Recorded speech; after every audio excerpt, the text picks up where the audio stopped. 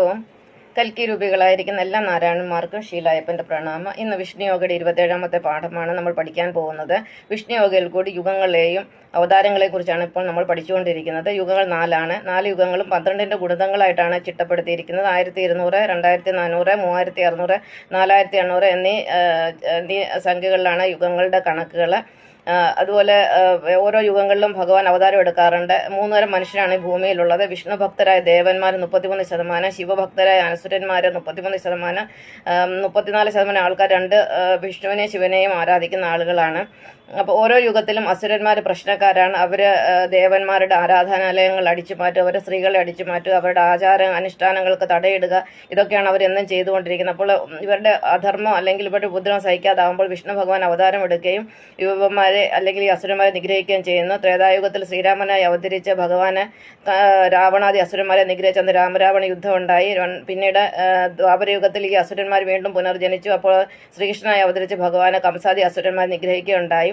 അന്ന് കുരുക്ഷേത്ര യുദ്ധത്തിലൂടെ അധർമ്മികളായ കൗരവന്മാരെയും ഭഗവാൻ നിഗ്രഹിച്ചു. ഇത് അവസാനത്തെ യുഗമായ കലിയുഗമാണ്. കൽക്കിയുടെ അവതാരം കഴിഞ്ഞപ്പോൾ എന്തായാലും യുദ്ധം ഉറപ്പാണ്. ഇപ്പോഴും പഴയ അസുരന്മാരെല്ലാം പുതിയ ബോഡിയും പഴയ എഞ്ചിനുമായിട്ട് വന്നിരിക്കുന്നു. അവരിപ്പോഴും ആരാധനാലയങ്ങൾ അടിച്ചു മാറ്റുക, സ്ത്രീകളെ അടിച്ചു മാറ്റുക, എല്ലാ രീതിയിലും സനാതനികളായ ദേവന്മാർക്ക് അവർ പാര വെച്ചുകൊണ്ടിരിക്കുകയാണ്, അവരെ നശിപ്പിക്കുകയാണ്. ഹരി ഓം. കൽക്കി രൂപികളായിരിക്കുന്ന എല്ലാ നാരായണന്മാർക്കും ശീലായപ്പന്റെ പ്രണാമം. ഇന്ന് വിഷ്ണുയോഗയുടെ 28ാമത്തെ പാഠമാണ്. വിഷ്ണുയോഗയിൽ കൂടി നമ്മളിപ്പോൾ സനാതന ധർമ്മത്തെ, യുഗങ്ങളെ, അവതാരങ്ങളെ കുറിച്ചാണ് പഠിച്ചുകൊണ്ടിരിക്കുന്നത്. യുഗങ്ങൾ 4ആണ്. 1000 ചതുർയുഗങ്ങൾ ചേരുമ്പോൾ പ്രപഞ്ചം ജനിക്കുന്നു. 1000 ചതുർയുഗങ്ങൾ ചേരുമ്പോൾ പ്രപഞ്ചം മരിക്കുന്നു. അത് 2000 ചതുർയുഗങ്ങൾ പൂർത്തിയാകുമ്പോൾ പ്രപഞ്ചം ഒരു തവണ ജനിച്ച് മരിക്കുന്നു. പ്രപഞ്ചം ജനിക്കുമ്പോൾ നമ്മളും ജനിക്കും, പ്രപഞ്ചം മരിക്കുമ്പോൾ നമ്മളും കൂടെ മരിക്കും. അതുപോലെ ഇതേ നമ്മളിപ്പം കാണുന്ന ഈ കലിയുഗം ഇനി വീണ്ടും 2000 ചതുർയുഗങ്ങൾ പൂർത്തിയാകുമ്പോൾ വീണ്ടും ഇതേ കലിയുഗത്തിൽ നമ്മൾ എത്തിച്ചേരുന്നതാണ്.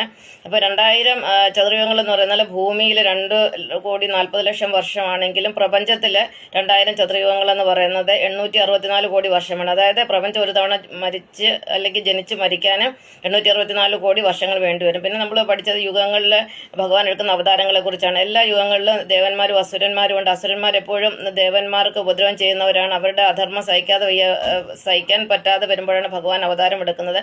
ഇത് കലിയുഗമാണ്. കലിയുഗത്തിലും പണ്ട് ത്രേതായുഗത്തിലെയും ദ്വാപരയുഗത്തിലെയും അസുരന്മാർ വീണ്ടും പുനർജനിച്ച് വന്നിരിക്കുന്ന അവർ പണ്ട് ചെയ്തിരുന്ന കാര്യങ്ങൾ തന്നെയാണ് ഇപ്പോഴും ചെയ്യുന്നത്.